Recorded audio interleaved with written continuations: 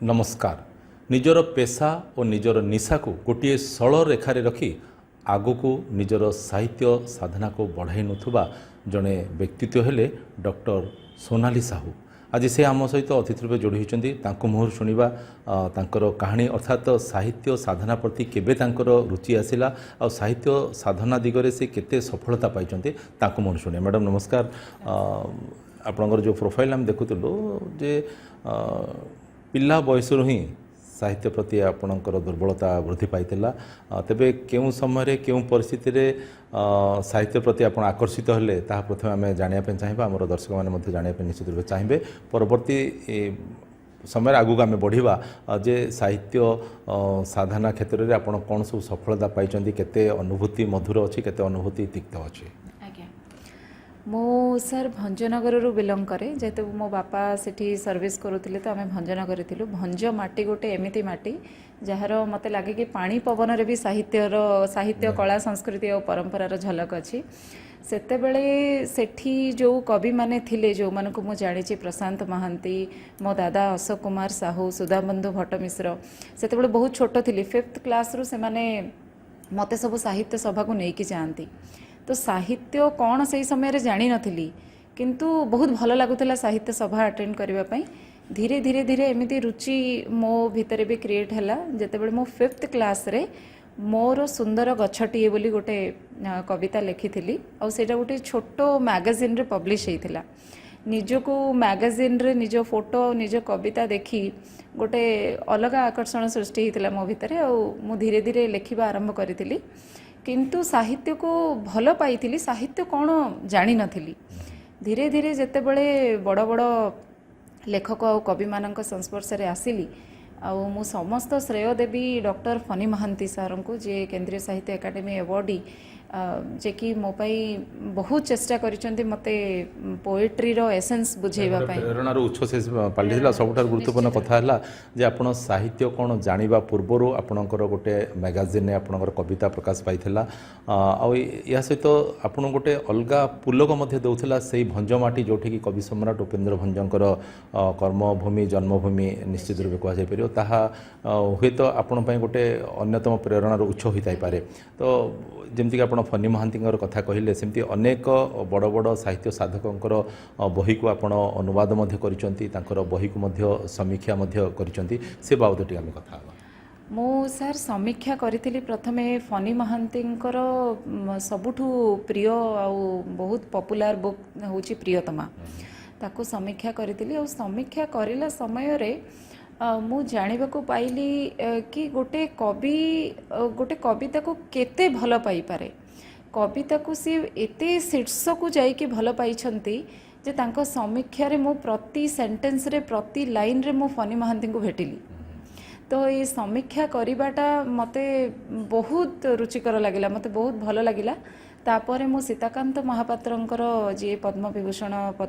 Doctor Sitakant Mahapatra तांकर कविता समग्र 6 ताकू मध्य मु समीक्षा करी समीक्षा करबा एक सुंदर काम एथि लगे कहीं मु सेथिरे गोटे कवि आ गोटे लेखक को भेटे मते भल लागे माने आविष्कार मध्य करंती विशेष कर कहया बोले जेतेबेले ये तो समीक्षार कथाटा कहले समीक्षा को नहीं जो आपनकर मधुर अनुभूति कथा कहले जेतेबेले आपण विभिन्न पुस्तक अनुवाद करंती ओडिया रो इंग्रजी कहंतु कि इंग्रजी ओडिया कथा कहंतु सेतेबेले जहाँ तार अविकल थाए पुस्तक जहाँ मूल लेखा थाए से किसी परिवर्तन करती कि पाठकों रुचि को देखिकी आज्ञा परिवर्तन हुए ट्रांसलेशन बोली आमे कहू किंतु सेटा ट्रांसक्रिएशन हो जाए ट्रांसलेशन हो पारेनी आउ वर्ड टू वर्ड ट्रांसलेशन तो करा जाएनी सेठी भावटा को ट्रांसक्रिएट करा जाए आउ साधकर पूर्ण सहमति थाए से हाँ पूर्ण सहमति थाए कहीं ना गोटे भाषा रू आ गोटे भाषा को पर्टिकुलरली मु इंग्लिश कथा कहूँ मो भाषाटा एते सुंदर भाषा ओडिया भाषा ताकू ओडिया भाषा को आमे आउ केउं भाषा इंग्रजी मिले नहीं मु जेतेबेले अहल्या को करिली अहल्या गोटे एमिति माने पोएम तांकर poetry book long poem book जोटा कि मते 9 मास लगी थिला ଯେମିତି ଗୋଟେ ଛୁଆକୁ ଜନ୍ମ କରିବା ପାଇଁ ଗୋଟେ ମାଆକୁ 9 ମାସ ଲାଗେ, ସେମିତି ଅହଲ୍ୟାକୁ ଟ୍ରାନ୍ସକ୍ରିଏଟ୍ କରିବା ପାଇଁ ମୋତେ 9 ମାସ ଲାଗିଥିଲା। ପ୍ରକ୍ରିୟା ସବୁ ଯାହା ସବୁ ସାମ୍ନା କରିବାକୁ ପଡ଼ିଲା ତାହା ଗୋଟେ ମାନସିକ ଚାପ ଗୋଟେ ସୃଷ୍ଟି କରିଥିଲା। ବହୁତ ମାନସିକ ଚାପ ସୃଷ୍ଟି କରିଥିଲା, କିନ୍ତୁ ବହୁତ ଏନ୍ଜୟ କରୁଥିଲି ସେ। I enjoyed the struggle while transcriting। ଆଉ ସେଥିରେ ଯେଉଁ ସଂସ୍କୃତ ୱାର୍ଡ଼ ସେ ୟୁଜ୍ କରିଛନ୍ତି, ଆଉ ସଂସ୍କୃତ ଆଉ ଓଡ଼ିଆକୁ ମିଶେଇକି ସେ ଯେଉଁ ୱାର୍ଡ଼ ୟୁଜ୍ କରିଛନ୍ତି, ଯେମିତି ଅଷ୍ଟମ ରୁଦ୍ର, ଯେମିତି ଆର୍ଯ୍ୟବ୍ରତ, ସୋ ଏଇସବୁ ଜିନିଷ ଗୁଡ଼ାକୁ ଏକ୍ଜାକ୍ଟ ଇଂଲିଶରେ କରିବା ଆଉ ସେଇ ପର୍ଟିକୁଲାର ଏସେନ୍ସଟାକୁ ସେଥିରେ ଆଣିବା ବହୁତ ଡିଫିକଲ୍ଟ। ବହୁତ ବଡ଼ ଚ୍ୟାଲେଞ୍ଜ ଥିଲା ଆପଣଙ୍କର ପୁରା ସାହିତ୍ୟ ସାଧନାର ଜୀବନ କାଳ ଭିତରେ ସେ ବଡ଼ ଚ୍ୟାଲେଞ୍ଜ, ବହୁତ ବଡ଼ ଚ୍ୟାଲେଞ୍ଜ। କାହିଁକି ନା ଅହଲ୍ୟାକୁ ଯଦି ଆପଣ ଓଡ଼ିଆରେ ପଢ଼ିବେ ଆପଣ କାନ୍ଦିବେ ଆଉ ଆପଣଙ୍କୁ ଲାଗିବ କି ଅହଲ୍ୟା ଆପଣଙ୍କ ସାମ୍ନାରେ ବସିକି ତାଙ୍କ ଦୁଃଖ କୁହନ୍ତି, କିନ୍ତୁ ଇଂରାଜୀରେ ମୁଁ ସେଇ ଏସେନ୍ସଟା ଦେଇପାରିବି କି ନାହିଁ, ଇଂରାଜୀରେ ମଧ୍ୟ ସେଇ ଭାବଟା ମୁଁ ଆଣିପାରିବି କି ନାହିଁ, ଏଇଟା ବହୁତ ଡର ଥିଲା। ମୁଁ ଜାଣିନି ସେଟା ରିଡର ପାଠକଙ୍କର ହୃଦୟକୁ ସେଟା ଛୁଇଁ ପାରିବ ନାହିଁ, ମାନେ କେତେ ଟଚି ହେଇପାରିବ, ସିଏ ଗୋଟେ ବହୁତ ବଡ଼ ଚ୍ୟାଲେଞ୍ଜ ଥିଲା, ବହୁତ ବଡ଼ ଚ୍ୟାଲେଞ୍ଜ ଥିଲା। ମୁଁ ଜାଣିନି ସେଟା ବହି ଏବେ ଗ୍ଲୋବାଲି ପବ୍ଲିଶ ହେଇଯାଇଛି ୟୁଏସ୍ଏରେ ବ୍ଲାକ୍ ଇଗଲରେ, ତ ସେଇଟା ରିଡରଙ୍କୁ କେମିତି ଲାଗିବ ମୁଁ ଜାଣିନି। ଜଣେ ଫନି ମହାନ୍ତିଙ୍କୁ ପଢ଼ିଲା ପରେ ଜଣେ ସୋନାଲି ସାହୁକୁ ପଢ଼ିବା ଏଇଟା ଗୋଟେ ବହୁତ ବଡ଼ ଡିଫରେନ୍ସ। ଆଜ୍ଞା। ତ ବିଭିନ୍ନ ସମୟରେ ଯେତେବେଳେ କି ଯେଉଁମାନେ ବି ସାହିତ୍ୟ ପ୍ରତି ରୁଚି ରଖିଥାନ୍ତି, ସାହିତ୍ୟ ସାଧନା କରନ୍ତି, ତାଙ୍କର ବି ଗୋଟେ ଦୁର୍ବଳତା ରହିଥାଏ ଯେ ପାଠକମାନେ ତାକୁ କେମିତି ଗ୍ରହଣ କରିବେ ଆଉ ସେ ବାବଦରେ କେମିତି କିଛି ପୁରସ୍କାର ମଧ୍ୟ ମିଳିବ, ସମ୍ମାନ ମଧ୍ୟ କେମିତି ମିଳିବ, ସେ ଦିଗରେ ଆପଣଙ୍କର କ'ଣ ଅନୁଭୂତି ଅଛି? ପୁରସ୍କାର ସାର୍ ମୁଁ କହିବି ସମ୍ମାନ ଆଉ ପୁରସ୍କାର ଏଇ ଦୁଇଟା ଜିନିଷ, ଏଇଟା ଗୋଟେ ମାନେ ଅପ୍ରିୟ ସତ୍ୟ କଥା କହିବି, ଏଇଟା ସମସ୍ତଙ୍କର ମାନେ ଦୁର୍ବଳତା ଥାଏ, କିନ୍ତୁ ସେଇଟା ଗୋଟିଏ ମାତ୍ର ମାଧ୍ୟମ ମାପକାଠି ନୁହଁ। କିନ୍ତୁ ଯେମିତି ଗୋଟିଏ ପିଲା କମ୍ପିଟିସନରେ ଗୋଟେ କନସୋଲେସନ୍ ସାର୍ଟିଫିକେଟ୍ ବି ତାକୁ ଷ୍ଟେଜକୁ ଡାକିକି ଦିଆଯାଏ, ସେଥିରେ ସେ ଖୁସି ହୋଇଯାଏ, ସେମିତି ସମ୍ମାନଟାକୁ ତ ମୁଁ କହିବିନି କି ଯେ ପୁରସ୍କାରଟା ଦରକାର ନୁହଁ ବୋଲି, ସେଇଟା ବି ଦରକାର, କିନ୍ତୁ ସେଇଟା ହିଁ ଏକମାତ୍ର ମାପକାଠି ନୁହଁ କି ଯେ ଜଣେ ପୁରସ୍କାର ପାଇଲେ ହିଁ ଜଣେ କବି ହେଇପାରିବ, ଆଉ ପୁରସ୍କାର ପାଇଲେ ହିଁ ତାର କବିତା ତାର ବହି ଆଗକୁ ବଢ଼ିପାରିବ ଏବଂ ତାର ସିଏ ଗୋଟେ କବି ଭାବରେ ଗଣା ହେଇପାରିବ, ସେମିତି ନୁହଁ। ଆମର ଦେଖିବେ ଆପଣ ଗାଁ ଗହଳିରେ ଏମିତି ଲୋକ ବି ଅଛନ୍ତି ଯେଉଁମାନେ ନିଚ୍ଛକ ଓଡ଼ିଆ ଭାଷାରେ ବହୁତ ସୁନ୍ଦର କଥା ଲେଖନ୍ତି, ସେମାନେ ତ କେଉଁ କେନ୍ଦ୍ର ସାହିତ୍ୟ ଏକାଡେମୀ ଆଉ ଓଡ଼ିଶା ସାହିତ୍ୟ ଏକାଡେମୀ ଝଡ଼ିଯାଆନ୍ତି, ତ ସେମିତିକା ଲୋକମାନଙ୍କ ପାଖରେ ମଧ୍ୟ ମୁଁ ଯାଇକି ପହଞ୍ଚିଛି, ସେମାନଙ୍କଠୁ ମଧ୍ୟ ମୁଁ ଶୁଣିଛି କଥା, ତ ସେମାନେ କୌଣସି ପୁରସ୍କାରର ମାନେ ଆଗ୍ରହ ପ୍ରକାଶ କେବେ କରିନାହାନ୍ତି କି ପୁରସ୍କାର କ'ଣ ବୋଲି ସେମାନେ ଜାଣିନାହାନ୍ତି। ମ୍ୟାଡ଼ାମ୍ ଆଉ ଗୋଟେ କଥା ଆମେ ଦେଖୁଛେ, ଆପଣ ତ କବିତା ମଧ୍ୟ ଲେଖୁଛନ୍ତି, ବିଭିନ୍ନ ସମୟରେ ଆମେ ଦେଖୁଛୁ ବିଭିନ୍ନ କାର୍ଯ୍ୟକ୍ରମରେ ଆପଣଙ୍କର ସାହିତ୍ୟ କାର୍ଯ୍ୟକ୍ରମକୁ ବାଦେ ବିଭିନ୍ନ ପ୍ରକାର ସାଂସ୍କୃତିକ କାର୍ଯ୍ୟକ୍ରମରେ କବିତା ପାଠ ଗୋଟେ ରଖାଯାଇଥାଏ, ସେଇଟା କେମିତି ଗ୍ରହଣ କରୁଛନ୍ତି ଆପଣ? କବିତା ପାଠ ସାର୍, କବିତା ଲେଖିବା ଆଉ କବିତା ପାଠ କରିବା ଦୁଇଟା ଡିଫରେଣ୍ଟ କଥା। କବିତା ପଢ଼ିଲା ବେଳେ ବି କବିତା ପଢ଼ିବାର ଗୋଟେ ଶୈଳୀ ଥାଏ, ଆଉ ସେଇ ଶୈଳୀଟା ଏମିତି ହେବା ଦରକାର ଯେମିତି ଆପଣ ଆପଣଙ୍କ ହୃଦୟର କଥାଟାକୁ ପୁରା ପରିପ୍ରକାଶ କରିପାରୁଛନ୍ତି ଆଉ ଲୋକେ ବୁଝିପାରୁଛନ୍ତି ଆପଣଙ୍କର ଭାବ, ଲୋକଙ୍କ ମୁହଁରେ ହସ ଆସିଯିବାର ଅଛି। ଆପଣ ଯେତେବେଳେ ଦୁଃଖ କଥାଟି ଆପଣଙ୍କ କବିତାରେ ଲେଖିଛନ୍ତି ତାକୁ କହିଲା ବେଳେ ଲୋକଙ୍କ ଆଖିରେ ଲୁହ ଆସିଯିବାର ଅଛି, ତ କବିତା ପଢ଼ିବାର ଶୈଳୀଟା ମଧ୍ୟ ସେମିତି ହେବା ଦରକାର। କିନ୍ତୁ ମୁଁ ଏଇଟାକୁ ପସନ୍ଦ କରେନି କି ଯେ ଆମେ କବିତା ଗୋଟେ କାଗଜରେ ଧରିବା ଆଉ ପାଠ ପଢ଼ିଲା ଭଳି ତାକୁ ପଢ଼ିଦେବା ଆଉ ଗୋଟେ ସାର୍ଟିଫିକେଟ୍ ନେଇକି ପଳେଇବା। ମୁଁ ତା ପୁଣି ସାଂସ୍କୃତିକ କାର୍ଯ୍ୟକ୍ରମର ଆରମ୍ଭ ପୂର୍ବରୁ ଯେତେବେଳେ କି ସାଂସ୍କୃତିକ କାର୍ଯ୍ୟକ୍ରମ ପାଇଁ ତଥାକଥିତ ଅତିଥି ଆସିଯାଆନ୍ତି, ସେଠି ଗୋଟେ ବନ୍ଦ କରିଦିଆଯାଏ, ସେ କବିତା ପାଠକୁ ମଧ୍ୟ ବନ୍ଦ କରିଦିଏ, ମାନେ ଲାଗେ ଯେମିତିକି ଗୋଟେ ମୁଣ୍ଡ ଗଣିତ ପାଇଁ ଗଣ୍ଡେ ଆଣିକି ରଖିଦେଉଛନ୍ତି କିମ୍ବା ଗୋଟେ ଟାଇମ୍ ପାସ୍ ପାଇଁ ଗୋଟେ ରଖୁଛନ୍ତି, ଗୋଟେ ଫିଲର ଚଲେଇଲା ପରି ସେମିତି ଗୋଟେ ଲାଗେ। ନାଇଁ ସାର୍, ସେଇଟାକୁ ମୁଁ ପସନ୍ଦ କରେନି। କବିତା ସମ୍ମିଳନୀ ଯଦି ଯେଉଁଠି ହୁଏ, ମୁଁ ବିଶ୍ୱାସ କରେ କି ଯେ ସେଠି ମା ସରସ୍ୱତୀଙ୍କୁ ଆହ୍ୱାନ କରାଯାଏ, ଆଉ ଯେତେବେଳେ ନାଇଁ ଗେଷ୍ଟ ଆସିଲେ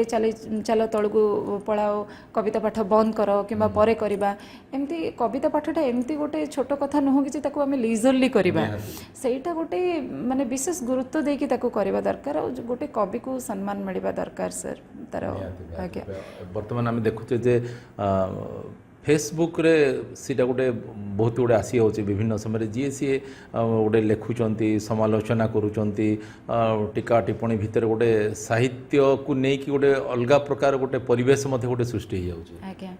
सर आपण जो कहले फेसबुक रे समालोचना करूछंती समालोचना तो करूना क्रिटिसाइज करूछंती क्रिटिसाइज और क्रिटिसिज्म भितर दीटा फरक अच्छी क्रिटिसिज्म हवाटा तो भल कथा समीक्षा हवाटा तो भल कथा